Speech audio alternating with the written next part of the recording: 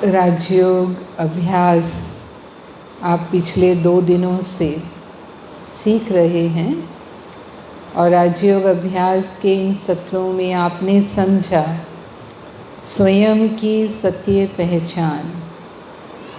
मैं कौन हूँ? केवल एक भौतिक शरीर नहीं, लेकिन इस शरीर को चलाने वाली चेतना आत्मा है। आत्मा अपने निजी स्वभाव में शांत स्वरूप है, प्रेम स्वरूप है, सुख स्वरूप है, आनंद स्वरूप है, शक्ति स्वरूप है और पवित्र है। परम धाम से आत्मा इस सृष्टि पर आई है, क्योंकि ये सृष्टि एक रंगमंच की तरह है जहाँ पर ये शरीर रूपी वस्त्र धारण कर हम सभी आत्माएं अपने अपने कर्म करते हैं। फिर आपने परमात्मा का भी सत्य परिचय प्राप्त किया। परमात्मा निराकार ज्योति बिंदु स्वरूप है और उनका नाम बता सकते हैं अभी तो? उनका नाम को क्या है?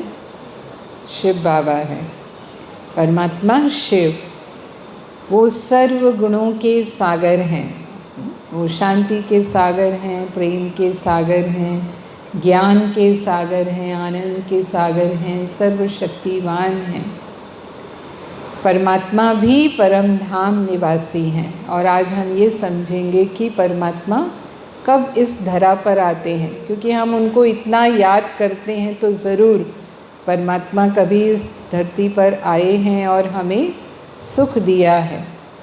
तो वो कब अपना आकर दिव्य कर्तव्य करते हैं? तो राजयोग अर्थात आत्मा और परमात्मा का मानसिक स्नेह पूर्ण संबंध।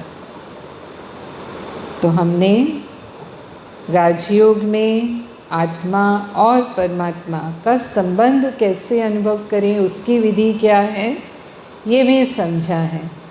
लेकिन जैसे आत्मा और परमात्मा के विषय का महत्व है राजयोग में, ऐसे ही समय का भी महत्व है कि वर्तमान समय कौन सा समय चल रहा है और इस समय के अनुसार हमारा पुरुषार्थ और कर्तव्य क्या होना चाहिए। समय के लिए हम कहते हैं कि समय की गति बलवान है।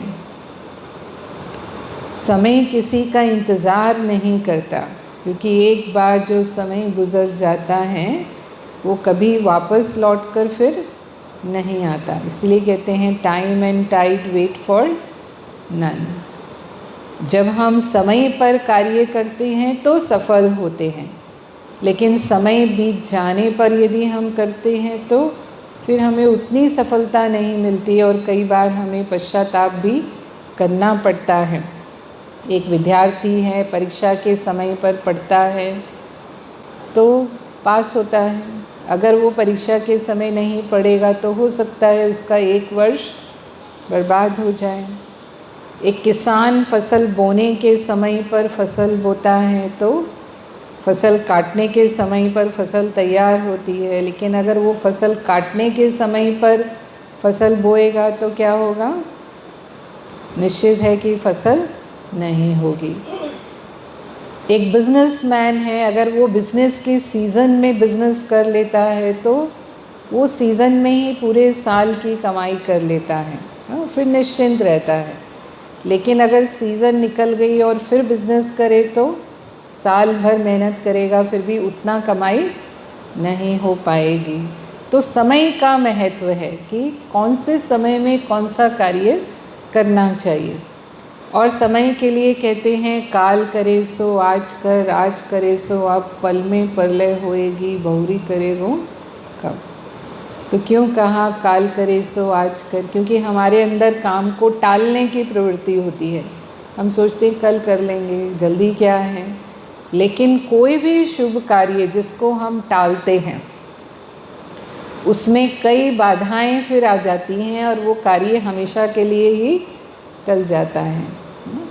तो इसीलिए कहा कि जो हम सोचते हैं कल करना है उसे आज ही कर लो, और आज करना है मतलब अभी ही कर लो। और समय कभी भी सीधी रेखा में नहीं चलता है। समय की गति चक्रीय है, इसीलिए हम काल चक्र कहते हैं, समय चक्र कहते हैं। समय एक बिंदु से शुरू होकर के दूसरे बिंदु पर ख़त्म हो जाए, ऐसी उसकी गति नहीं है। लेकिन समय की गति साइक्लिक है, मतलब अगर वो इस बिंदु से शुरू हुआ है तो पूरा चक्र में घूमकर फिर से वो उसी बिंदु पर आ जाएगा, यानी वो पुनरावृत्त होता है। और इसीलिए हमारी घड़ी गोल है।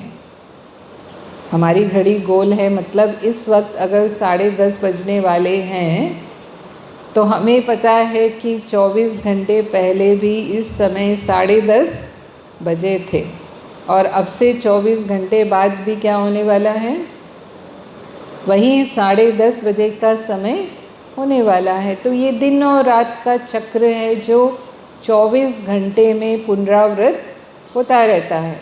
हर 24 घंटे में वही समय आएगा, और हमें पता है, इसलिए हम समय के अनुसार तैयार रहते हैं कि दिन का समय है तो हमारे कर्म करने का समय है, और रात्रि का समय है तो हमारा विश्राम करने का समय है। ऐसे ही समय के और चक्र जैसे हैं, सप्ताह का चक्र 7 दिन में पुनरावृत्त होता है। रविवार है, हर 7 दिन के बाद फिर से रविवार होगा। ऐसे ही माह का चक्र है, हर 30-31 दिन के बाद फिर से 1 तारीख आ जाएगी। ऐसे ही वर्ष का चक्र है, हर 12 मास के बाद फिर से जनवरी मास आ जाएगा, और उसके साथ साथ ऋतुओं का चक्र भी जुड़ा हुआ है। तो हमें पता है कि जनवरी मास में ठंड होती है, तो हम उस अनुसार फिर तैयार भी रहते हैं कि ठंड है, मतलब हमारी क्या तैयारी होनी चाहिए। तो वो समय निश्चित है कि हर वर्ष जनवरी मास में ठंड होगी ही होगी। और ऐसे ही फिर 10 वर्ष का चक्र, फिर 100 वर्ष जिसे हम शताब्दी कहते हैं, फिर 1000 वर्ष जिसे हम सहस्त्राब्दी कहते हैं, और ये पूरा ही सृष्टि का चक्र 5000 वर्ष का चक्र है। तो जब हम इसे कहते हैं ये 5000 वर्ष का चक्र है, तो इसका भाव क्या है कि आज से 5000 साल पहले जो समय था वो आज भी है, और आज से 5000 साल के बाद भी होगा। अब इसमें कई बार प्रश्न उठता है, कैसे कहा 5000 साल? तो फिर हम जो दिन और रात का चक्र देखते हैं या वर्ष का चक्र देखते हैं, इतने जो चक्र की हमने बात की, उसमें हम कभी प्रश्न नहीं उठाते क्यों 24 घंटा है। हम तो बहुत बिज़ी रहते हैं, सीधा 30 घंटे का दिन होना चाहिए, हाँ, या 50 घंटे का दिन होना चाहिए, कभी कहते हैं हम? क्यों नहीं कहते? क्योंकि ये प्रकृति की ओर से निश्चित है। तो हम उस 24 घंटे के अनुसार अपने आप को हम सेट करते हैं, क्योंकि पृथ्वी अपनी अक्ष पर सूर्य के चारों ओर घूमती है, अपनी कक्षा में घूमती है। तो अपनी कक्षा में जब वो घूमती है तो 24 घंटे में वो अपना एक चक्र ऐसे पूरा करती है। तो जो भाग सूर्य के सामने होता है वो दिन, और जो भाग सूर्य के पीछे होता है वो रात होती है। तो प्रकृति की ओर से ये चक्र है। ऐसे ही वर्ष का चक्र 365 दिन का है, तो हमें ये सवाल नहीं उठता क्यों 365 दिन, सीधा 400 दिन क्यों नहीं बनाया साल का? तो 400 दिन क्यों नहीं बनाया? क्योंकि वो भी प्रकृति की ओर से निश्चित है कि पृथ्वी सूर्य के चारों ओर, एक होता है अपनी कक्षा में घूमती है, दूसरा सूर्य के चारों ओर की कक्षा में चक्र लगाती है। तो उसमें चक्र लगाने में उसे कितने दिन लगते हैं? 365 दिन। और इसीलिए एक वर्ष का समय कितना है? 365 दिन का समय है। तो 365 दिन का एक साल होता है। तो अगर हमने कहा कि ये सृष्टि चक्र 5000 वर्ष का समय है, तो दिन को और साल को तो हम अपने जीवन काल में अनुभव करते हैं, लेकिन 5000 वर्ष का समय हमारे जीवन काल से कहीं बहुत अधिक है, हमारे कई जन्मों का ये समय है। लेकिन ये भी प्रकृति की ओर से ही निश्चित है।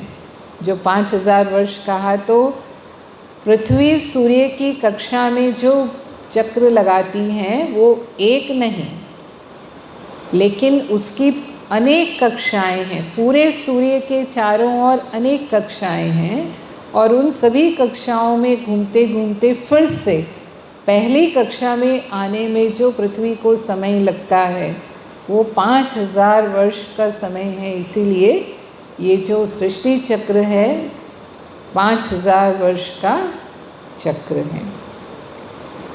जो भी चक्र हैं, चक्र में ऊर्जा का क्षय होता है। ये एक विज्ञान का नियम है, लॉ ऑफ थर्मोडायनेमिक्स जिसे कहते हैं। तो लॉ ऑफ थर्मोडायनेमिक्स के सिद्धांत के अनुसार एक बंद निकाय में, क्लोज सिस्टम में धीरे धीरे ऊर्जा नष्ट होती है। तो चक्र अपनी प्रारंभिक अवस्था में बहुत पावरफुल होता है, शक्तिशाली है, वो श्रेष्ठ है, सतो प्रधान स्थिति में है। लेकिन जैसे जैसे समय गुजरता है ना, समय गुजरने के साथ उसकी ऊर्जा कम होने लगती है, तो वो कमज़ोर पड़ने लगता है। और जब अंतिम समय तक पहुंचता है तब तक वो पूरी तरह से कमज़ोर हो चुका है। और अगर उसे फिर से रेजुविनेट नहीं किया गया या फिर से उसको पुनरावृत्त नहीं किया गया, पुनर्जीवित नहीं किया गया, तो वो समाप्त हो जाता है। लेकिन वही चक्र को अगर फिर से रिचार्ज कर दिया या पुनर्जीवित कर दिया तो वो चक्र पुनरावृत्त हो जाता है।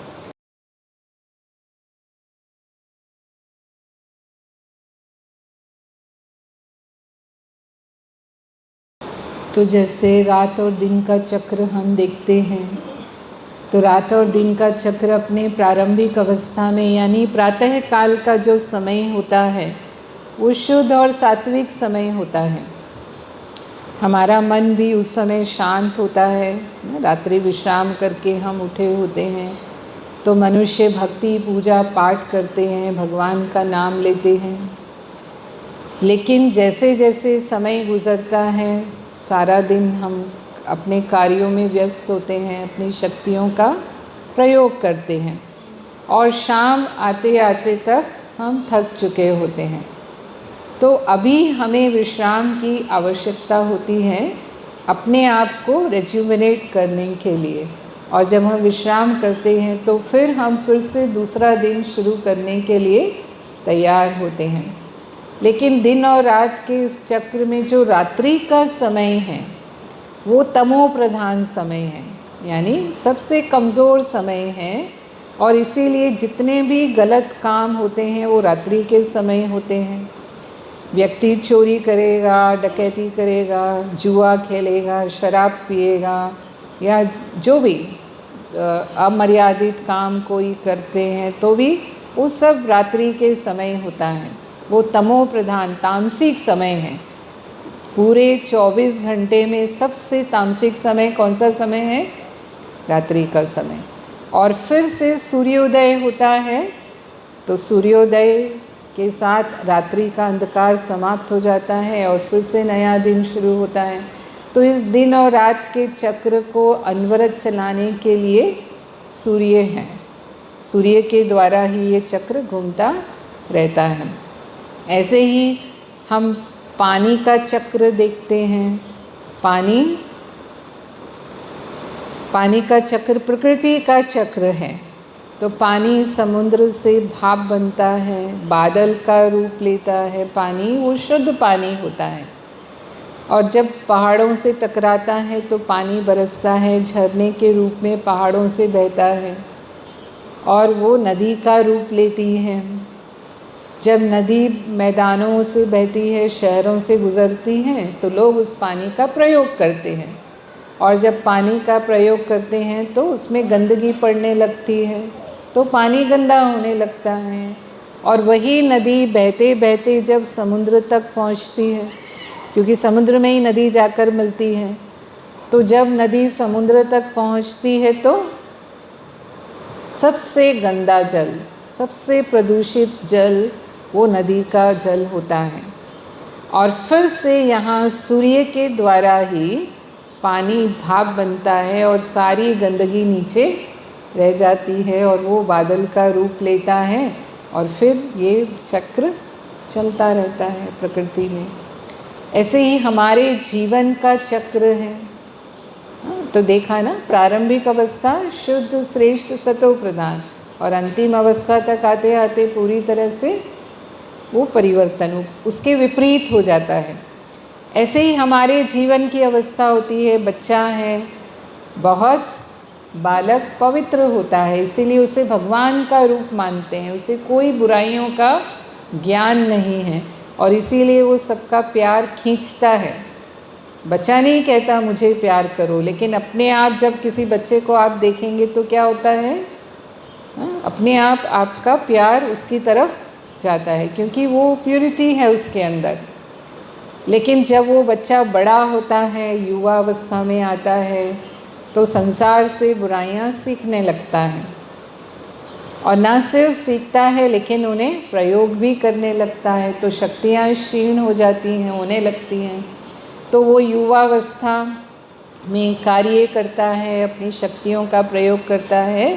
तो यहाँ पर फिर प्रौढ़ अवस्था आ जाती है जब वो बुराइयों का पूरी तरह से अनुभवी हो जाता है, यानी बुराइयों को अपने जीवन में प्रयोग कर चुके हैं। तो और शक्तियाँ तेज़ी से क्षीण होती हैं और वृद्धावस्था आ जाती है।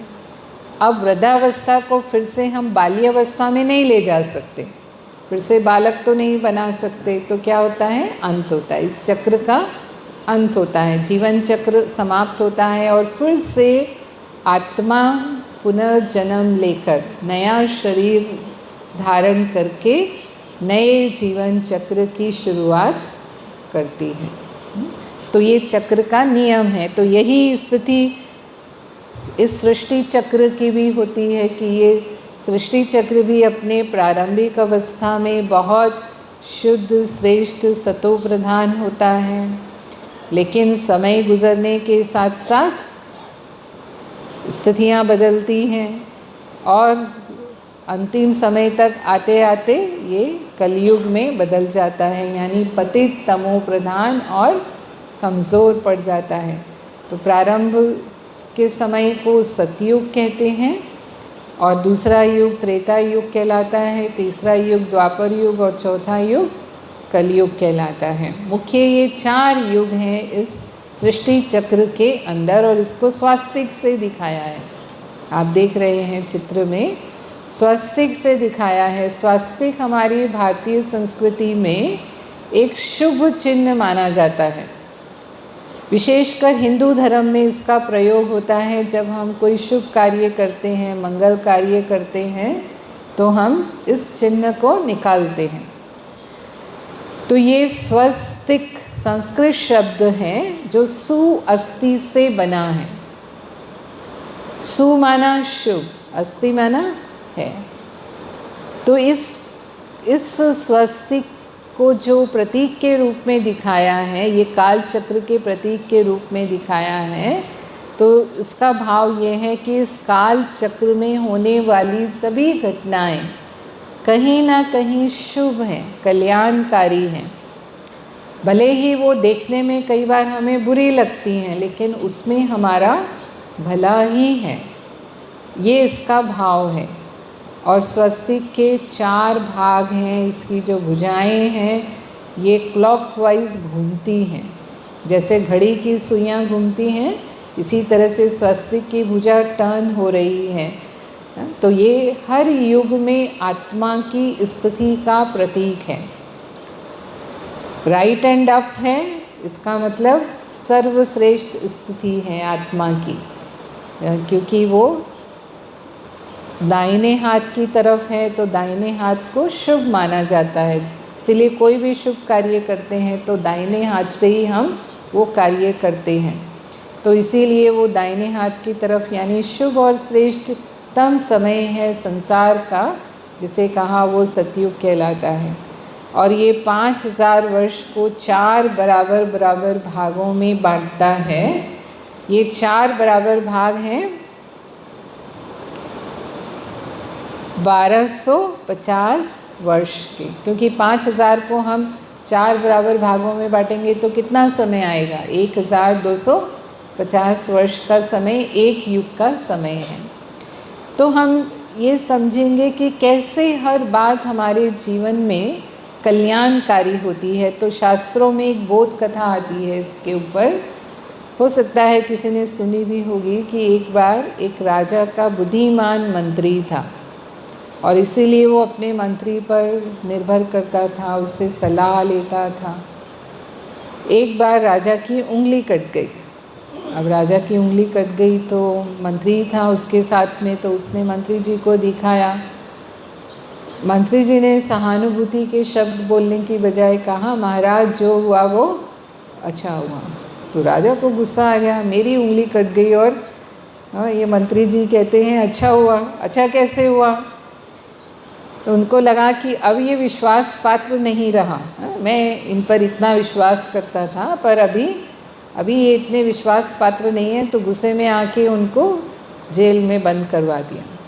राजाओं का दिमाग ऐसे ही होता था पुराने ज़माने में, अगर उनको गुस्सा आ गया तो वो कोई भी सज़ा दे सकते हैं। अब राजा को शिकार खेलने का शौक़ था, तो वो थोड़े दिनों के बाद जंगल में शिकार खेलने के लिए जाता है और वो शिकार का पीछा करते करते दूर निकल जाता है। आज उसके साथ कोई नहीं था, सैनिक थे तो वो भी पीछे रह गए। वहाँ पर कबीले के लोग रहते थे, ट्राइबल जो होते हैं कबीले वाले लोग। तो वो ढूंढ रहे थे किसी मनुष्य को, उन्हें देवी को बलि चढ़ाना था। देवी को प्रसन्न करने के लिए मनुष्य की बलि चढ़ाने का उनका दिन था। तो ये राजा को पकड़ लेते हैं। जब राजा पकड़ा जाता है तो उसे समझ में आता है कि मुझे क्यों पकड़ा गया, तो उन्हें समझाने की कोशिश करता है, मैं आपका राजा हूँ, आप मेरी बलि चढ़ाओगे। तो कहते हैं राजा तो सर्वोत्तम होता है, राजा जैसी बलि पाके हमारी देवी बहुत प्रसन्न होगी, हम आपको नहीं छोड़ेंगे। इसलिए जाते हैं, वो मंदिर में ले जाते हैं। अब मंदिर में पुजारी था, वो देखता है बलि का नियम के अनुसार बलि संपूर्ण होना चाहिए, नहीं तो देवी नाराज़ हो जाएगी। तो देखा राजा की तो उंगली कटी हुई है, तो उसने कहा कि ये अंगभंग है, ये मनुष्य है ना संपूर्ण नहीं है, तो इसकी बलि नहीं चढ़ेगी। अगर इसकी बलि चढ़ाएंगे तो देवी नाराज़ हो सकती है, इसलिए इसको छोड़ दो, दूसरे मनुष्य को ढूंढो। अब राजा छूट जाता है। जब राजा छूटता है और लौट रहा होता है तो उसे मंत्री जी की बात याद आती है, महाराज जो हुआ वो अच्छा हुआ। तो उसने सोचा सचमुच अच्छा हुआ, क्योंकि अगर उंगली नहीं कटी होती तो मेरी बलि चढ़ा देते और कोई बचाने वाला नहीं था। तो वो सीधा अपने राज्य में पहले जेल में जाता है और वो मंत्री को जेल से मुक्त करता है और उससे माफ़ी मांगता है। कहता है मंत्री जी मुझे आज आपकी बात समझ में आई, आपने जो कहा वो अच्छा हुआ, पूरी घटना सुनाता है। तो फिर कहता है मंत्री जी लेकिन मेरे मन में एक सवाल है। कहा महाराज पूछिए। बोला मैंने आपको जेल में बंद किया, ये तो आपके साथ बुरा ही हुआ। उसने कहा नहीं महाराज ये भी अच्छा हुआ। उसने कहा कैसे? उसने कहा हमेशा मैं आपके साथ जाता हूँ, आज मैं जेल में था इसलिए आपके साथ नहीं था, और अगर मैं आपके साथ होता तो मैं तो संपूर्ण था, आपकी बजाय किसकी बलि चढ़ जाती? मेरी बलि चढ़ जाती, तो हम तो दोनों ही बच गए।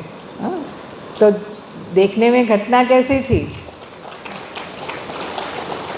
देखने में घटना कैसी थी? दोनों के लिए बुरी थी, लेकिन भविष्य में उनके लिए दोनों का भला छुपा हुआ था, जो उनको बाद में समझ में आया।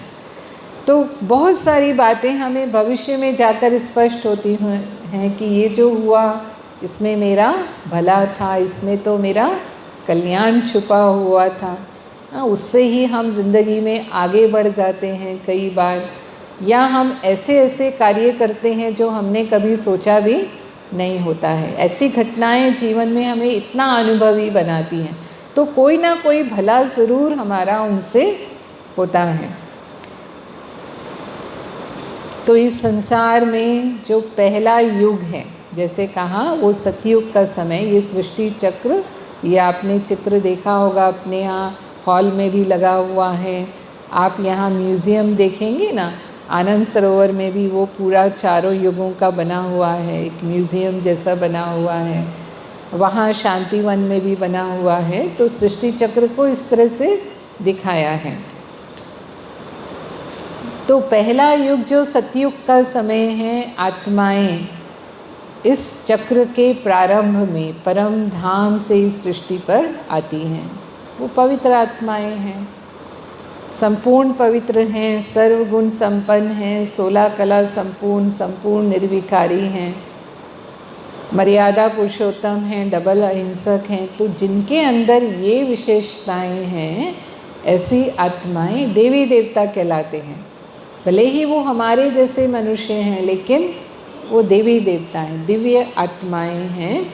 और श्री कृष्ण के जन्म से सतयुग का शुभारंभ होता है। उनके साथ उनके और साथी देवी देवता भी जन्म लेते हैं।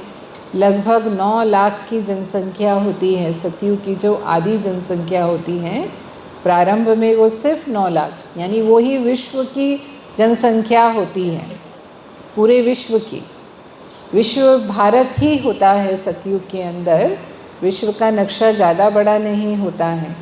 और यही बड़े होकर के श्री कृष्ण बड़े होकर के श्री नारायण कहलाते हैं, और वो श्री लक्ष्मी कहलाते हैं, और इनका ही राज्य होता है, यानी वो विश्व महाराजन और विश्व महारानी होते हैं। ये 16 कला संपूर्ण है, यानी ये पूर्णता का परिचायक है। 16 कोई एक गिनती नहीं है कि भाई 16 कोई कलाएं होती हैं, लेकिन पूर्णता माना जैसे हम चंद्रमा के लिए कहते हैं पूर्णिमा का चांद है, तो 16 कला से चंद्र खिला हुआ है, क्योंकि पूर्ण चंद्रमा है।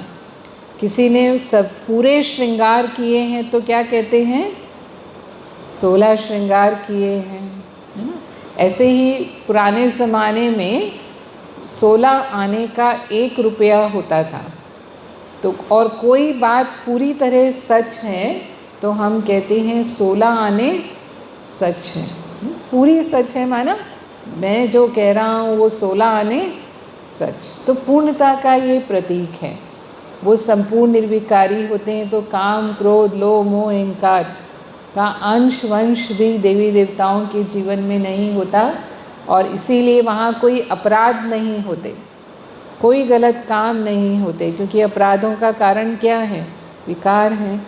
तो इसीलिए ना वहाँ पुलिस होती है, ना जेल होती है, ना कोर्ट होता है, ना जज होते हैं, आवश्यकता ही नहीं है, क्योंकि ये सब कार्य वहाँ होते ही नहीं। पाप के कार्य कोई भी सतयुग में नहीं होते, और वो सर्व प्राप्ति संपन्न है।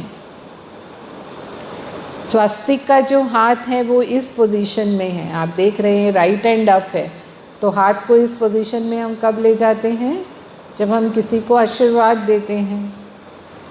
तो इसका मतलब वो परमात्मा से आशीर्वाद प्राप्त आत्माएं हैं, और इसीलिए वो सर्व प्राप्ति संपन्न, यानी सर्व भाग्य उन्हें प्राप्त है। तन, मन, धन, संबंध, ये 4 भाग्य मनुष्य के जीवन में माने गए हैं। तन का भाग्य है निरोगी काया, इसलिए कहते हैं पहला सुख निरोगी काया। निरोगी होने के साथ साथ शरीर सुंदर भी हो तो कहते हैं सोने में सुहागा है ना। तो वहाँ स्वस्थ और सुंदर तन, देवी देवताओं में नेचुरल ब्यूटी होती है। आज भी अगर हम देवी देवताओं के चित्र देखते हैं तो क्या दिखाई देता है, उनके चेहरे कैसे दिखाई देते हैं।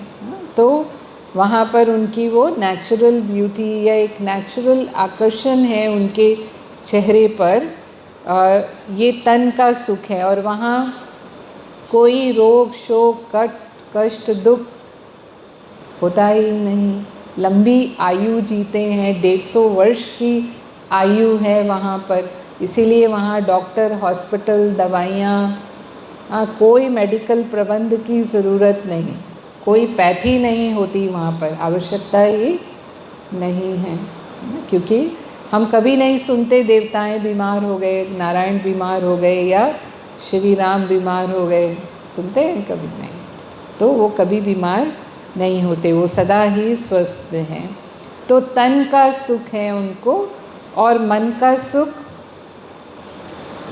देवताएं सदा प्रसन्न चित्त हैं, सदा ही शांत चित्त हैं, उनका मन पवित्र है, निर्मल है, तो उनके चेहरे पर वो दिखाई देता है। इसीलिए कहते हैं face is the index of mind, चेहरा मन का दर्पण है। तो हम देवी देवताओं के दर्शन करने इसीलिए मंदिरों में जाते हैं। क्यों जाते हैं हम मंदिर में दर्शन करने के लिए? और कितनी भीड़ होती है, जो प्रसिद्ध मंदिर होते हैं जैसे तिरुपति बालाजी ना, कितनी भीड़ होती है, लोग 2-2 दिन लाइन में खड़े होकर के उनके दर्शन करने के लिए जाते हैं। क्यों दर्शन करने जाते हैं? क्या मिलता है दर्शन करने से?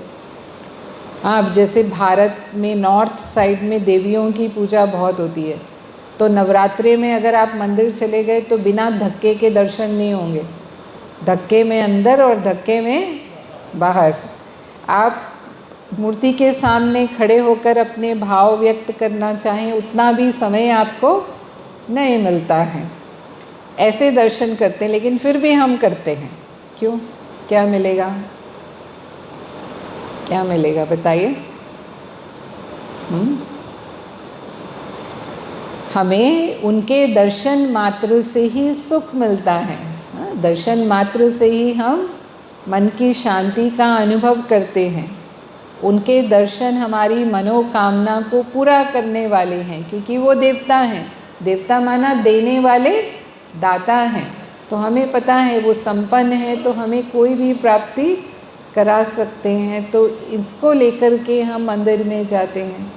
तो सोचिए, आज जड़ मूर्तियों से हम ये अपेक्षा करते हैं और हमारी वो भावना पूरी भी होती है, तो जब वो चैतन्य में रहे होंगे तो कितने स्वयं शांत और प्रसन्न चित्त होंगे, कितने पवित्र होंगे कि आज उनकी मूर्तियाँ भी हमें वो अनुभव कराती हैं, है ना। ऐसे ही वो धन संपन्न है, यानी धन का सुख है। वहाँ पर सब धन से कहेंगे कि अमीर हैं, यानी यथा राजा तथा प्रजा, वहाँ कोई गरीब होता ही नहीं। इसीलिए सतयुग के लिए कहते हैं राम राजा राम प्रजा राम साहूकार है, बसे नगरी जिए दाता धर्म का उपकार है। तो वहाँ पर सभी जो हैं अकिचार धन के मालिक हैं। इतना धन है कि वहाँ सोने के महल बनाते हैं। वहाँ की जो संपन्नता है वो हम देख सकते हैं कि ईंट पत्थर के घर नहीं बनते हैं, महल नहीं बनते हैं, लेकिन सोने की ईंटों के वहाँ महल बनते हैं। और उसकी जड़त होती है हीरे जवाहरात से, जो महल की शोभा होती है वो उस प्रकार से होती है। आज भी अगर आप राजाओं के महल देखेंगे ना, तो उन महलों में जड़त होती है, माना साधारण रीति से वो महल नहीं बनाए जाते। तो जब कलयुग के अंत में भी आज के राजाएं इतने संपन्न रहे, तो हम समझ सकते हैं कि सतयुग में वो देवी देवताएं कितने संपन्न और समृद्ध होंगे। और यही कारण है कि हम उनकी पूजा, हम उनके यादगार बनाते हैं। जो भी होकर के जाते हैं इस दुनिया में, फिर उनके मेमोरियल बनते हैं। आज महात्मा गांधी होकर के गए, या सरदार वल्लभ भाई पटेल होकर के गए, या हम कहेंगे भीमराव अंबेडकर जी, या नेहरू जी, जो भी महापुरुष होकर के गए हैं हमारे भारत के इतिहास में, हम कैसे याद करते हैं उनको? क्या करते हैं उनके? हम स्टैचू बनाते हैं, उनके मेमोरियल बनाते हैं। तो आज देवी देवताओं के भी हम मंदिर बनाते हैं। क्यों? क्योंकि कोई समय ऐसा था जब भारत में देवी देवताएं निवास करते थे। अब वो नहीं है, तो उनके याद में हम मंदिर बनाते हैं।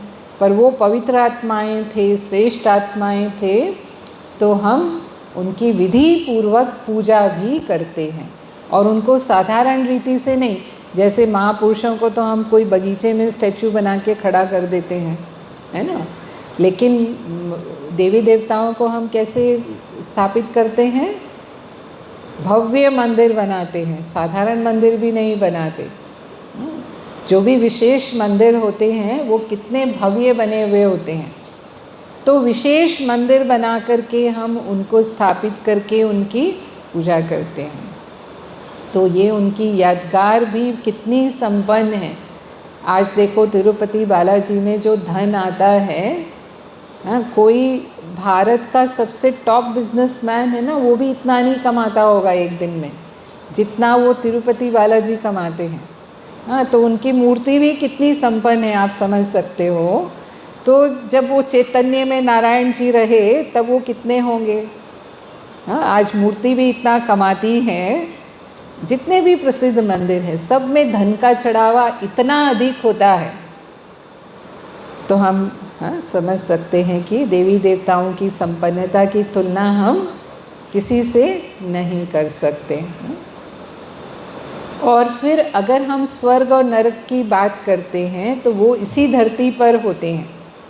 स्वर्ग आकाश में या नरक पाताल में है नहीं, क्योंकि मनुष्य ही इस धरती को स्वर्ग बनाते हैं और मनुष्य ही इस धरती को नरक बनाते हैं।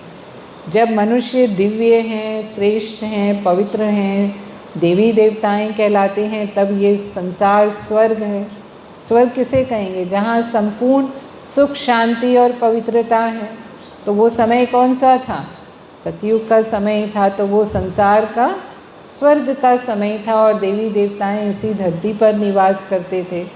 और वही मनुष्य जब गिरते हैं समय के साथ, वही देवी देवताएं जब नीचे आते जाते हैं, तो फिर यही संसार में नरक आ जाता है। जब मनुष्य विकारी हो जाते हैं, पतित हो जाते हैं, तो यही संसार को हम दुखमय बना लेते हैं।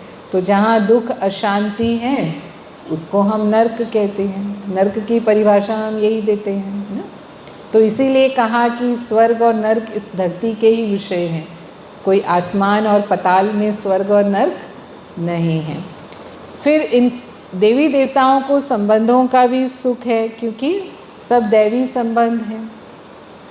देवी देवताएं सभी एक धर्म, एक राज्य, एक भाषा, एक मत, यानी जब संसार में पूरी तरह से एकता होती है तो उनका अटल अखंड साम्राज्य होता है। वहाँ पर कोई युद्ध नहीं होते, आवश्यकता नहीं है युद्ध करने की ना। जैसे आज के समय में क्या होता है, देश एक दूसरे के ऊपर आक्रमण करते रहते हैं अपनी प्रभुता को बढ़ाने के लिए, अपने साम्राज्य का विस्तार करने के लिए। राजाएं भी आक्रमण करते रहे एक दूसरे के ऊपर। अब तो राजाओं का राज्य नहीं रहा, अब तो प्रजा का प्रजा पर राज्य है, अब तो डेमोक्रेसी है, ऐसा हम कहते हैं ना। लेकिन क्यों आक्रमण करते हैं? क्योंकि कोई प्रभुत्व जमाना चाहते हैं अपना। तो इस तरह से, लेकिन उस युग में ऐसा कोई युद्ध नहीं होता। तो वहाँ पर एक धर्म, एक राज्य, वो एक के ही हाथों में है। यानी श्री लक्ष्मी, श्री नारायण डबल ताजधारी हैं।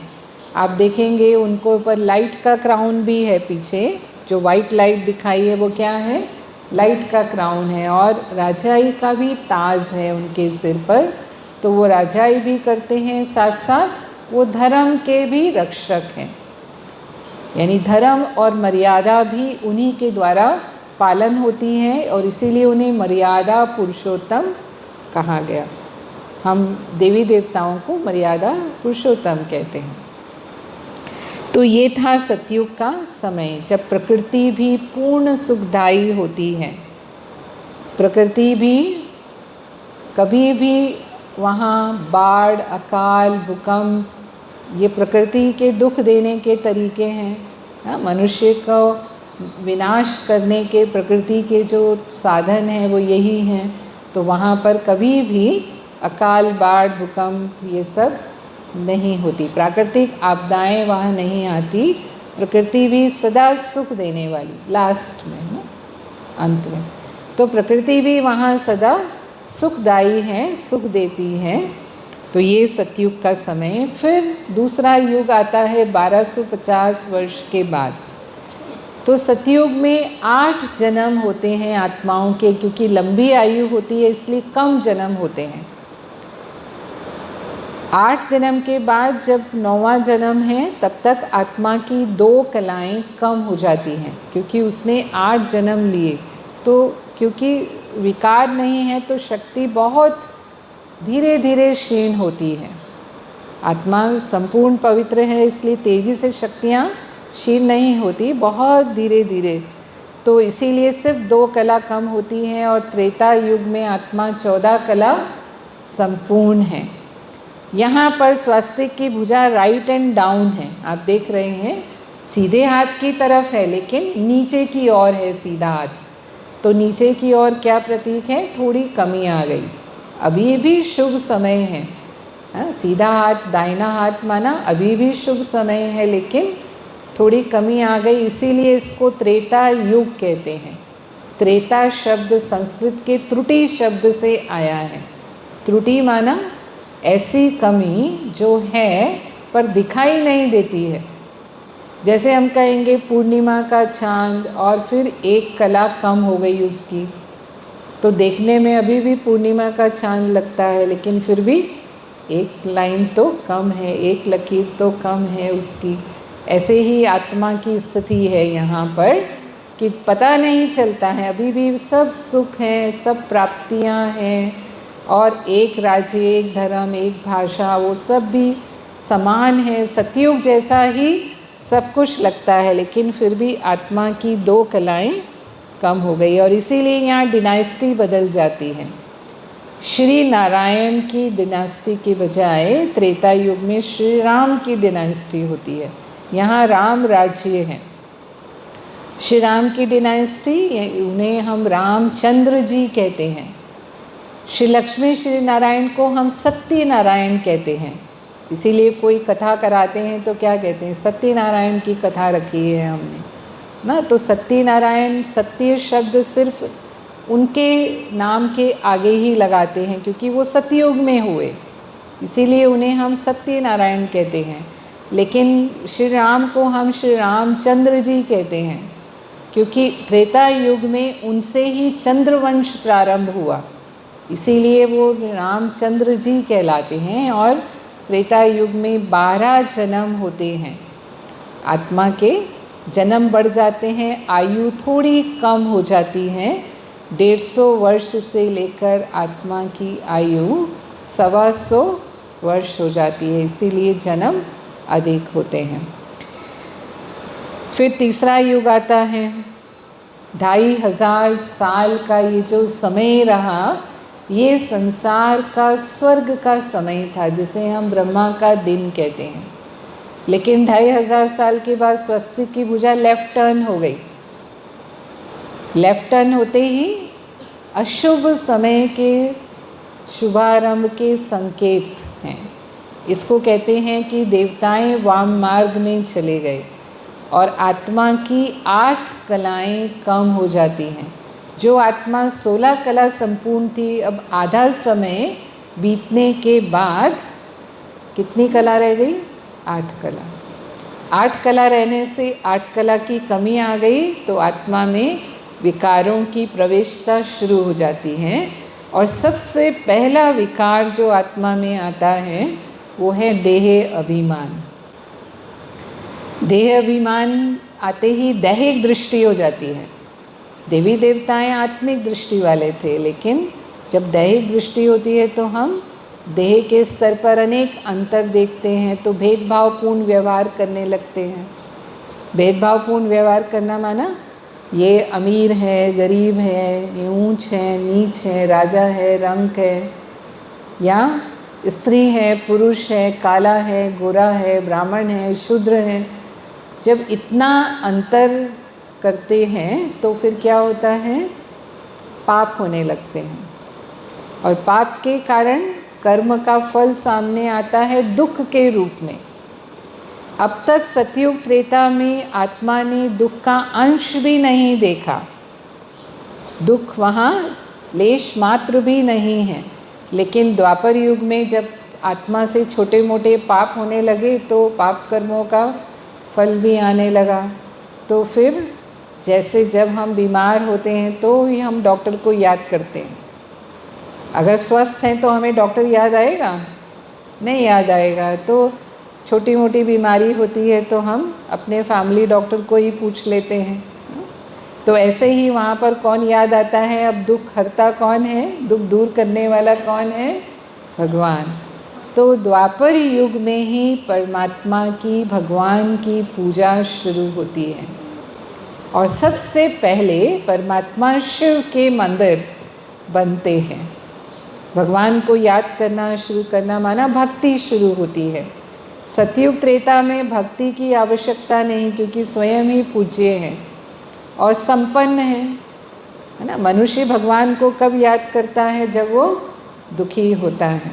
तो यहाँ पर द्वापर युग में पूज्य से पुजारी बन जाते हैं। वही देवताएं जो पूज्य थे वही अब अपने उस पूज्य स्वरूप की मूर्ति बना करके उसकी पूजा करना शुरू कर देते हैं।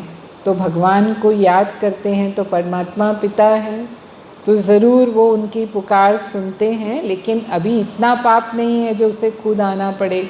तो परमात्मा क्या करते हैं? समय की आवश्यकता के अनुसार धर्म स्थापकों को भेजते हैं। तो द्वापर युग में अनेक धर्मों की स्थापना हो जाती है।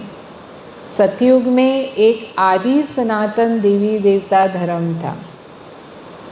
लेकिन जब द्वापर युग में आते हैं तो द्वापर भी संस्कृत शब्द है जिसका अर्थ है दो पुर, माना जहाँ विभाजन हो जाता है। एक धर्म, एक राज्य, एक भाषा जो सतयुग में, त्रेता युग में थी, उसकी बजाय क्या हो जाते हैं? विभाजन। माना एक नहीं रहता, अब एकता नहीं रहती, अनेकता होने लग जाती है संसार में। और सबसे पहले इब्राहिम आते हैं जो मिडिल ईस्ट में आते हैं और वहाँ पर आकर वो इस्लाम धर्म की स्थापना करते हैं। तो देवी देवता धर्म के बाद जो अगला धर्म स्थापन हुआ दुनिया में वो था इस्लाम धर्म। आज से 2500 साल पहले इन्होंने देखा कि समाज में उस समय कोई नियम नहीं है, तो उन्होंने नियम दिए। 10 कमांडमेंट्स बोलते हैं कि उन्होंने 10 कमांडमेंट्स दिए। और ये जो धर्म है वो 2-3 भागों में बट गया। उसमें एक तो जूइस्ट रिलीजन जो हम यहूदी कहते हैं, वो भी इनके ऑफशूट हैं, माना इनकी ही ब्रांच के रूप में फिर यहूदी भी हुए। यहूदी भी बहुत प्राचीन है। जो इज़राइल और यरूशलेम संसार के ये जो देश हैं, हिस्से हैं, यहाँ पर ज़्यादातर यहूदी लोग रहते हैं। फिर उसके बाद जो नेक्स्ट धर्म आया वो बौद्ध धर्म आया। लगभग 2250 वर्ष पूर्व महात्मा बुद्ध ने बौद्ध धर्म की स्थापना की। और उन्होंने देखा कि उस समय भारतीय संस्कृति में बहुत परिवर्तन हो रहे थे। वैदिक धर्म यहाँ शुरू हो गया था। अब देवी देवता धर्म तो रहा नहीं, क्योंकि उनके अंदर वो गुण नहीं रहे जो देवी देवताओं में होते हैं। तो अब वो देवी देवताएं नहीं कहला सकते थे, तो इसका नाम परिवर्तन हुआ और ये वैदिक धर्म कहलाता था। हिंदू धर्म हमें नाम मिला विदेशियों के द्वारा। तो वैदिक धर्म में बहुत कर्म कांड शुरू हो गए थे, उसमें अंधश्रद्धा थी और यही कहा कि नर बलि, पशु बलि, देवियों के आगे जो है बलि चढ़ाना, भगवान के आगे बलि चढ़ाना शुरू कर दिया। फिर राजाएं अपना साम्राज्य का विस्तार करने के लिए दूसरे राजाओं पर आक्रमण करते थे चक्रवर्ती बनने के लिए, तो बहुत निर्दोष मारे जाते थे उसके अंदर। तो जब उन्होंने देखा कि इतनी हिंसा फैल रही है और इतना कर्म कांड है, तो उन्होंने सत्य और अहिंसा का उपदेश दिया और मध्यम मार्ग बताया। कर्म के सिद्धांत को स्थापित किया महात्मा बुद्ध ने। और इस तरह से बौद्ध धर्म पूरे पूर्वी विश्व में फैला, क्योंकि राजा अशोक जो उस समय बहुत शक्तिशाली राजा थे, उन्होंने बौद्ध धर्म को स्वीकार किया। जब कलिंग युद्ध के बाद उनका मन बहुत बेचैन था, जब बहुत खून खराबा हुआ उस युद्ध में, तो फिर वो बौद्ध धर्म की शरण में गए। उन्होंने बौद्ध धर्म को अपनाया और उनके द्वारा ही संसार के पूर्वी देशों में ये बौद्ध धर्म का विस्तार हुआ। और आज भी हम देखते हैं कि जितने भी पूर्वी विश्व के फार ईस्ट कंट्रीज़ हैं, ये सब बौद्ध धर्म को मानने वाले हैं। उसमें जापान, चीन, Korea, Taiwan, Hong Kong, Vietnam, Thailand, Burma, Sri Lanka तक, ये सब बौद्ध धर्म को मानने वाले देश हैं। आज भी बौद्ध धर्म प्रभाव रखता है इन देशों में और बौद्ध धर्म की स्थापना हुई। फिर उसके बाद पश्चिमी में, जब पश्चिमी देशों में सभ्यता का विस्तार हुआ तो वहाँ पर क्राइस्ट आए। आज से 2000 साल पहले, लगभग 2000 साल पहले क्राइस्ट ने आकर के कृष्ण धर्म की स्थापना की। वहाँ पर उन्होंने देखा कि वहाँ के लोगों में क्या है, आपस में एक दूसरे को लेकर बहुत वैर है, द्वेष है, नफ़रत की भावना है, झूठ बोलते हैं, धोखा देते हैं। तो उन्होंने प्रेम, दया, करुणा, सत्य का उपदेश दिया, क्षमा का उपदेश दिया। इसीलिए उनके अंतिम शब्द हैं, हे पिता तू इन्हें क्षमा करना, ये नहीं जानते ये क्या कर रहे हैं। तो अपने पड़ोसी से भी उतना ही प्यार करो जितना आप अपने आप से करते हो। ये उनकी मुख्य शिक्षाएं थी, क्राइस्ट की जो शिक्षाएं थी। और आज भी हम देखते हैं कि पूरा पश्चिमी विश्व, जितने भी वेस्टर्न कंट्रीज़ हैं, वो सब कृष्ण धर्म को मानने वाले हैं। यूरोपियन कंट्रीज़, अमेरिका हैं और अफ्रीका के भी कुछ देश जो हैं वो सब कृष्ण धर्म को मानने वाले। संसार का वर्तमान में सबसे बड़ा धर्म, जो सबसे बड़ी जनसंख्या के द्वारा पालन किया जाता है, वो है कृष्ण धर्म। फिर उसके बाद फिर से मोहम्मद साहब आए मिडिल ईस्ट में और उन्होंने आकर के मुस्लिम धर्म की स्थापना की। मुस्लिम धर्म में आज हम देखते हैं कि मिडिल ईस्ट पूरी तरह से मुस्लिम धर्म को मानने वाले देश हैं। उसमें सऊदी अरब है, कुवैत है, कतर है, बहरीन, सूडान, सीरिया, ओमान, मिस्र, ये सब देश जो मिडिल ईस्ट कंट्रीज़ हैं, ये सब मुस्लिम धर्म के अनुयायी हैं। और इस तरह से संसार अनेक धर्मों में विभाजित हो गया। द्वापर युग में मनुष्यों की आयु कम होती है, 80 से 100 वर्ष की आयु रह जाती है उनकी। और क्योंकि रोग, शोक, दुख, कष्ट सब होने लग जाते हैं, तो सब तरह के, खासकर आयुर्वेद का बहुत प्रचार होता है। भारत की जो प्राचीन चिकित्सा पद्धति है वो आयुर्वेदिक रही है ना, तो उस आधार पर चिकित्सा पद्धति विकसित होती है। और फिर 21 जन्मों की संख्या अधिक हो जाती है, आयु कम होती है। तो द्वापर युग में 21 जन्म मनुष्य आत्माओं के होते हैं। और चौथा युग आता है कलयुग। स्वास्थ्य की भुजा कहाँ गई? अपटर्न। हाथ को इस पोजीशन में हम कब ले जाते हैं? कब ले जाते हैं? जब किसी को हमें मारना होता है। इसको कहते हैं हाथ उठाना, हाथ उठाना भी कहते हैं। तो कलयुग माना कलह कलेश का युग, जहाँ कोई घर ऐसा नहीं, कोई देश ऐसा नहीं जहाँ लड़ाई झगड़ा ना होता हो, जहाँ मतभेद ना होता हो। तो वो समय, वर्तमान समय कौन सा समय चल रहा है? कौन सा समय कहेंगे हम? कलयुग का समय। और कलयुग भी अभी बच्चा नहीं है, कलयुग अभी शुरू नहीं हुआ है। क्योंकि कलयुग के लिए बहुत सारी निशानियाँ बताई। जो धर्म पिता हुए, जिन्होंने धर्मों की स्थापना की, क्योंकि वो अतीन्द्रिय शक्तियों वाले थे, तो उन्होंने आने वाले समय का मनुष्य को संकेत दिया। तो कलयुग में क्योंकि मनुष्य में विकारों की प्रधानता होने लगती है, तो संसार में पापाचार, दुराचार, अनाचार, भ्रष्टाचार, ये सब बढ़ने लग जाता है।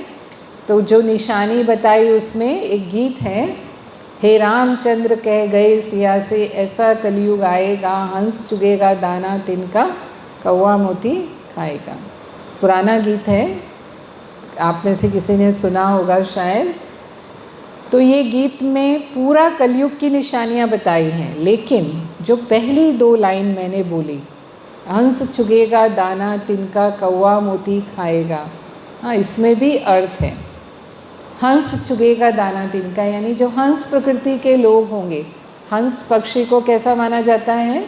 सदाचारी पक्षी माना जाता है कि वो दूध का दूध पानी का पानी कर देता है, या वो मोती चुगता है और कंकड़ को अलग कर देता है। तो जो इस प्रकृति के मनुष्य होंगे, संसार में सदाचारी होंगे, ईमानदार होंगे, वो कैसे होंगे? अभावग्रस्त होंगे। उनको खाने को भी सही ढंग से नहीं मिलेगा। लेकिन कौवा मोती खाएगा। कौवा माना, कौवे को कैसा पक्षी माना जाता है? चालाक पक्षी माना जाता है। तो जो इस प्रवृत्ति के होंगे, जो बेईमान होंगे, जो हेरा फेरी करेंगे, ऐसे लोग संपन्न होंगे, समृद्ध होंगे। तो आज हम देखते हैं, आज के समय में ऐसा दिखाई देता है। कई तो कहते भी हैं, क्वेश्चन भी उठाते हैं कि देखो जो बेईमानी कर रहे हैं, जो रिश्वत ले रहे हैं, जो भ्रष्टाचार कर रहे हैं, वो तो मौज कर रहे हैं, और जो ईमानदारी के रास्ते पर चलते हैं, देखो उनकी क्या स्थिति। यानी मूल्य बदल जाते हैं। जिन मूल्यों से मनुष्य को महान माना जाता था, कलयुग में उन्हीं मूल्यों से उसे मूर्ख माना जाता है। आज हम किसी को कहें सच्चाई के रास्ते पर चलो या ईमानदार रहो, तो क्या जवाब देंगे? बहन जी कौन से ज़माने की बात कर रहे हो आप? हाँ, तो क्या हुआ? और कोई है भी तो कहेंगे ये अपनी ज़िंदगी में कुछ नहीं कर सकते, इनसे कुछ होने वाला नहीं है, क्योंकि इस रास्ते पर चलकर आप सफल नहीं हो सकते, ऐसा मान लेते हैं कलयुग में। तो वो समय हम देख रहे हैं। और फिर गुरु नानक देव जी ने कुछ निशानियाँ बताई। उन्होंने कहा कलयुग का समय वो समय होगा जब गाय विष्ठा में मुंह डालेगी, जब अन्न पुड़ियों में बिकेगा, दूध बॉटल में बिकेगा, सिद्धांत विहीन राजनीति होगी, मानवता विहीन विज्ञान, विवेक शून्य आनंद होगा। तो आज हम ये भी देख रहे हैं, गाय विष्ठा में माना कचरे में मुंह डालती है। आज अन्न पूड़ियों में, उनकी भाषा थी वो पूड़ियों का मतलब पैकेट, तो सारे अन्न पैकेट में आ गए। आज सब बाज़ार में अन्न कैसे मिलता है? पैकेट्स में मिलता है। और दूध बॉटल में, दूध बॉटल में क्या, पानी भी बॉटल में आ चुका है अभी, है ना। सिद्धांत विहीन राजनीति है, राजनेताओं के कोई सिद्धांत नहीं, वो कहते कुछ हैं और करते कुछ हैं। मानवता विहीन विज्ञान है, आज के विज्ञान से कोई मूल्यों का विकास नहीं होता, मनुष्य में और ही अहंकार आ जाता है और उसके कारण वो उसे विनाश की ओर ले जा रहा है। विवेक शून्य आनंद, आज का मनोरंजन का स्तर क्या है वो हम सब जानते हैं। हाँ, घरों में जो आज मनोरंजन होता है, वो मनोरंजन कैसा मनोरंजन करते हैं हम। फिर उन्होंने एक अंतिम निशानी बताई कि वो समय होगा जब 4 कुएं का पानी एक कुएं में समाएगा, लेकिन एक का 4 में नहीं समाएगा। इसका भाव क्या था कि एक माता पिता 4 बच्चों की पालना करेंगे, लेकिन जब वो 4 बच्चे बड़े हो जाएंगे तो अपने माता पिता को वो नहीं संभाल सकेंगे। और वो समय भी हम देख रहे हैं कि आज माता पिता बच्चों को योग्य बना देते हैं, लेकिन वही 4 बच्चे आज माँ बाप को नहीं रख पाते तो क्या करते हैं? डिवाइड कर देते हैं, माँ को तुम रखो, पिता को मैं, और नहीं तो 3 महीना तुम रखो, 3 महीना नहीं, और वो भी नहीं तो वृद्धाश्रम तो बन ही रहे हैं, तो वृद्धाश्रम में उनको रवाना कर देते हैं। विदेशों में तो वृद्धाश्रम ही होते हैं, लेकिन भारत में भी वृद्धाश्रमों की संख्या बढ़ती जा रही है। तो हम कई बार देखते हैं कि मदर टेरेसा, वो मदर टेरेसा कैसे बनी? उसका कारण यही था, आज वो संसार की मदर कहलाई, सेंट मदर टेरेसा।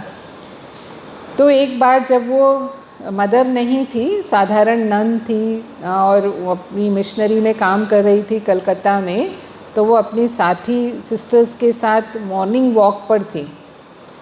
तो उनको कराहने की आवाज़ सुनाई दी। तो देखा उन्होंने कहाँ से आवाज़ आ रही है, तो कोई दिखाई नहीं दिया।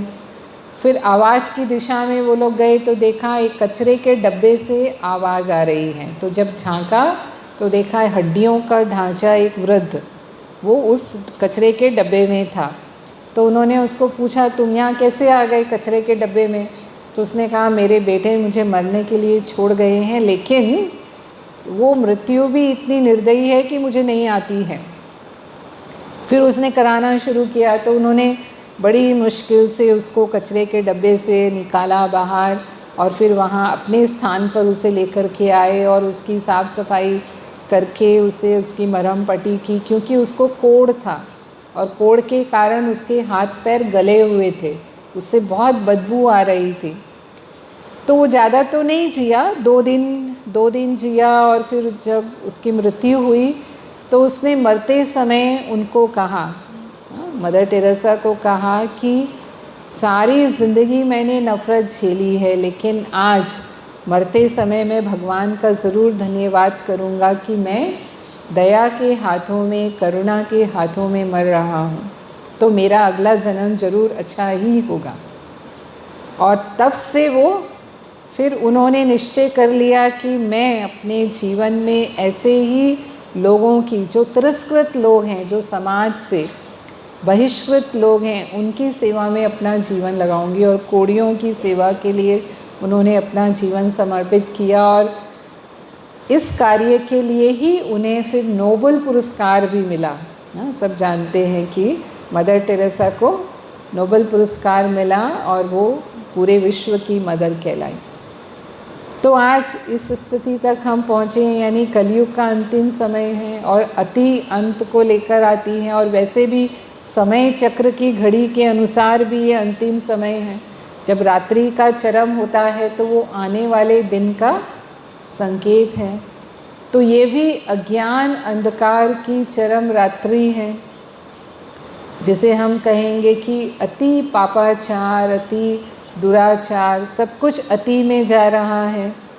तो फिर परिवर्तन का समय है, और जब परिवर्तन का समय है तो ज़रूर परमात्मा अपने वायदे के अनुसार, जो परमात्मा का वायदा है कि यदा यदा ही धर्मस्य ग्लानिर्भवति भारत अभ्युत्थानम् अधर्मस्य तदात्मानं सृजाम्यहम्, मैं इस भारत भूमि पर फिर से अवतरित होता हूँ। तो परमात्मा रूपी ज्ञान सूर्य इस धरा पर अवतरित होते हैं इस अज्ञान अंधकार को समाप्त करने के लिए, और फिर से सतयुगी रूपी दिन और वो प्रकाश, ज्ञान का प्रकाश हम सबके जीवन में आए। क्योंकि अब दुनिया की हालत इतनी बिगड़ चुकी है कि ये कोई धर्म पिता के या कोई महात्मा के, महान आत्मा के बस की बात नहीं है कि वो इतने बड़े संसार को, कलयुग को परिवर्तन करके सतयुग ले आए। जैसे छोटी बीमारी है तो हमने कहा फैमिली डॉक्टर ही इलाज कर लेता है, थोड़ा गंभीर होती है तो स्पेशलिस्ट के पास जाना पड़ता है, और थोड़ी गंभीर होती है तो सुपर स्पेशलिस्ट के पास जाना पड़ता है, और बीमारी अंतिम स्टेज पर होती है तो कहाँ जाते हैं? सबसे बड़े शहर में, सबसे बड़े अस्पताल में, सबसे बड़े डॉक्टर के पास।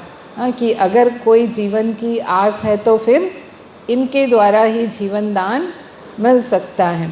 तो अब जो संसार की स्थिति है, जो अति तक पहुंच चुका है संसार, तो परमात्मा रूपी सुप्रीम सर्जन ही इस सृष्टि को परिवर्तन करने की क्षमता रखते हैं। तो वही इस धरा पर अवतरित होते हैं, लेकिन परमात्मा तो निराकार है।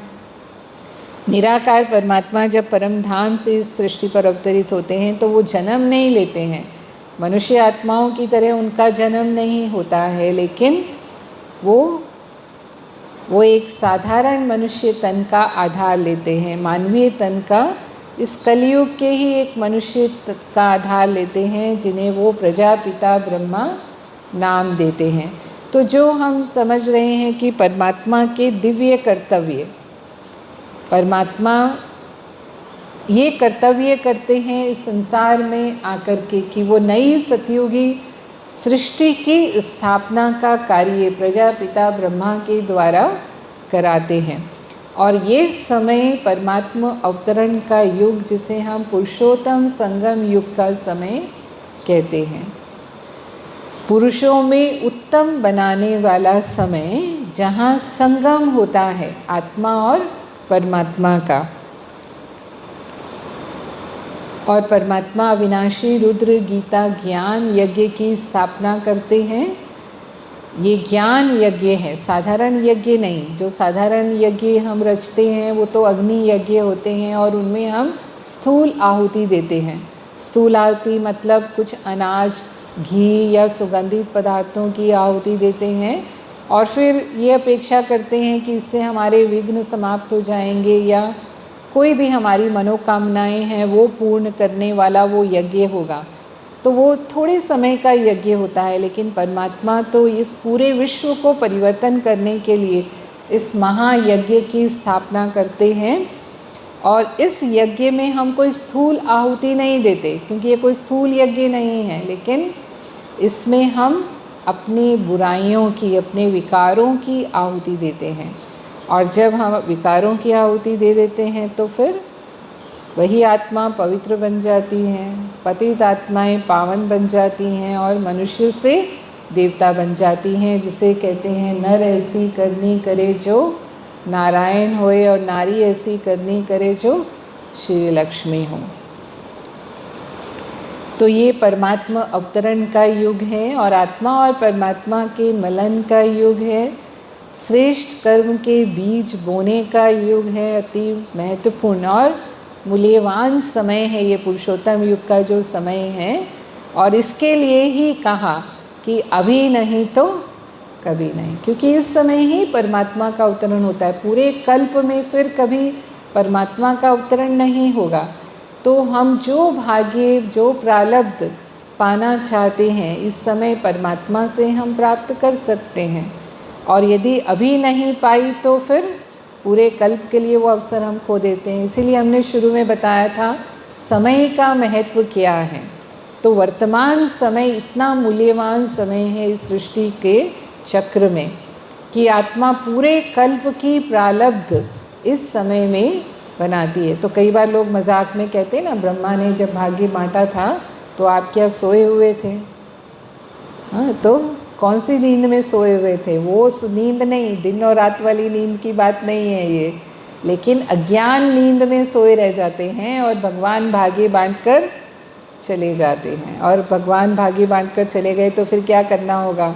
वो समय हमारे हाथ से निकल गया तो पश्चाताप के अलावा और फिर कुछ भी नहीं। इसीलिए कहा अभी नहीं तो कभी नहीं। ये प्राप्ति हमें सिर्फ अभी होती है। और ये सृष्टि के परिवर्तन का समय, जो महापरिवर्तन होता है वो महाविनाश के द्वारा होता है। कलयुग तो अभी पुराना हो चुका है। तो सतयुगी सृष्टि कैसे आएगी? तो जैसे एक फसल पककर तैयार होती है तो उसे काट दिया जाता है और तभी फिर हम नई फसल बो सकते हैं।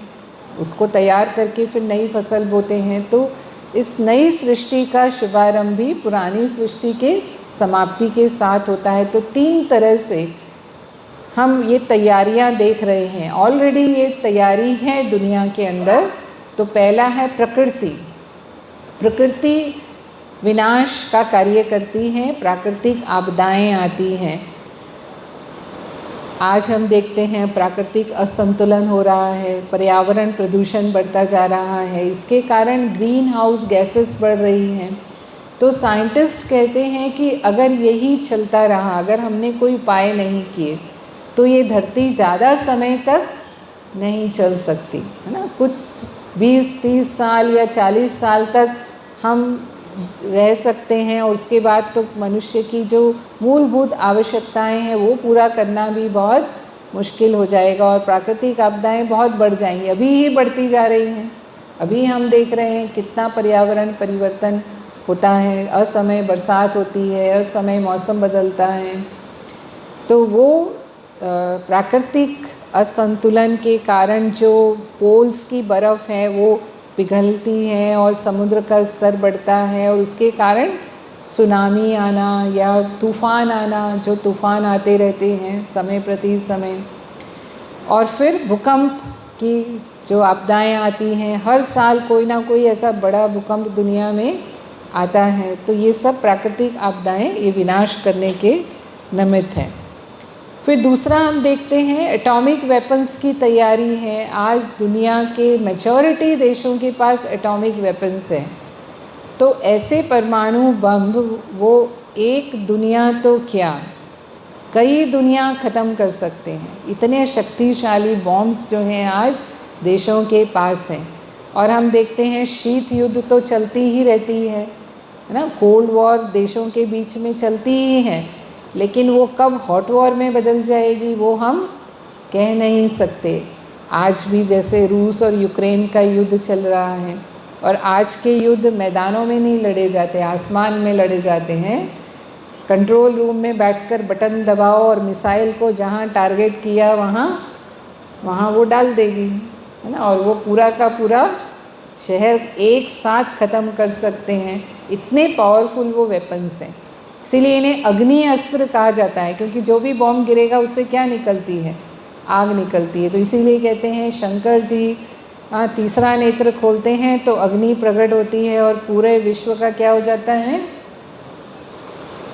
भस्म हो जाता है। उसको कहते हैं प्रलय हो जाती है दुनिया के अंदर। तो शिव बाबा हमें कहते हैं प्रलय नहीं होती, लेकिन इस तरह के जो अस्त्र शस्त्र हैं वो एक बार मनुष्य ने यूज़ कर लिए तो संसार का मेजॉरिटी हिस्सा विनाश हो जाता है और सीधा भस्म हो जाते हैं। तो ना कोई जलाने वाला रहेगा, ना कोई उठाने वाला, ना कोई डॉक्टर, ना कोई हॉस्पिटल, ना किसी का इलाज करने की आवश्यकता होगी। इस तरह का विनाश की तैयारी इस दुनिया में है।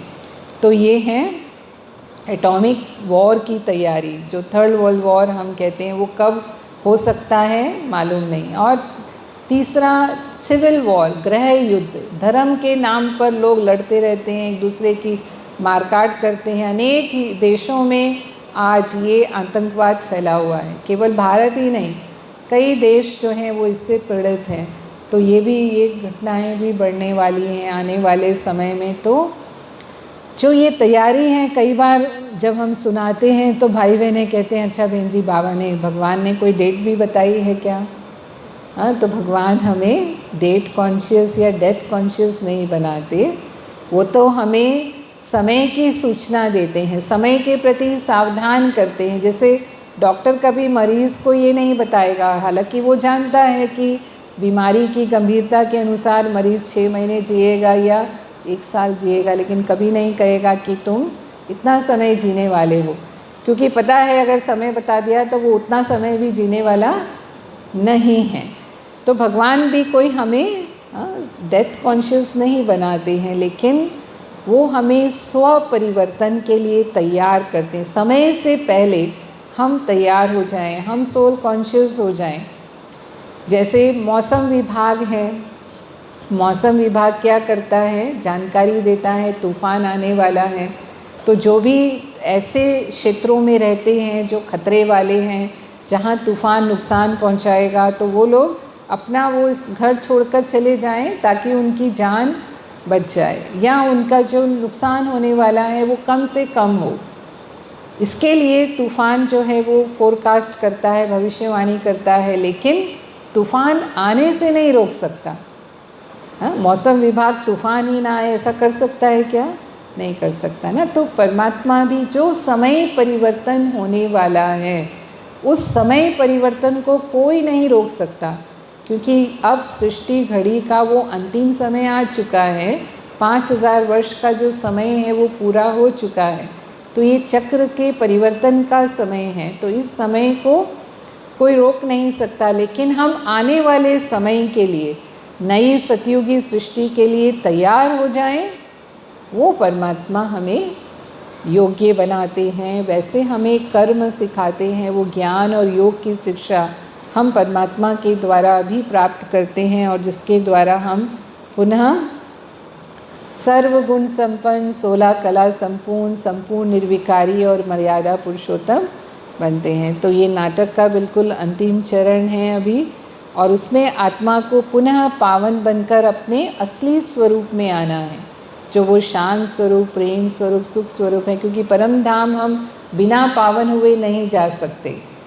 तो वो पावन बनने के लिए या तो हम परमात्मा को याद करते हैं, उसके द्वारा हम अपने विकर्म को, पापों का नाश कर लेते हैं और आत्मा पावन बनती है, या फिर सज़ा के द्वारा आत्माएं पावन होकर के फिर से अपने घर लौटती हैं और जिस युग में उस आत्मा को पार्ट बजाना है, जो उसने भाग्य परमात्मा से प्राप्त किया है वर्तमान समय, उस अनुसार ही वो आकर के इस सृष्टि पर फिर से जन्म लेती है। तो हर आत्मा के मैक्सिमम 84 जन्म होते हैं, जो हमने सुना। 8 जन्म सतयुग में, 12 त्रेता युग में, 21 द्वापर युग में और कलयुग में 43 जन्म, और ये एक जन्म संगम युग का ये अंतिम जन्म होता है। तो कुल मिलाकर के 84 जन्म आत्मा के सर्वाधिक, 84 और मिनिमम एक जन्म। और भी वैरायटी हो सकते हैं, कोई 60 जन्म भी लेते हैं, कोई 40 जन्म भी लेते हैं। तो आत्मा जिस अनुसार उसका जो पार्ट है इस सृष्टि चक्र में, उस अनुसार ही वो आकर फिर से जन्म लेती हैं। और ये हूबहू पुनरावृत्त होने वाला सृष्टि नाटक है।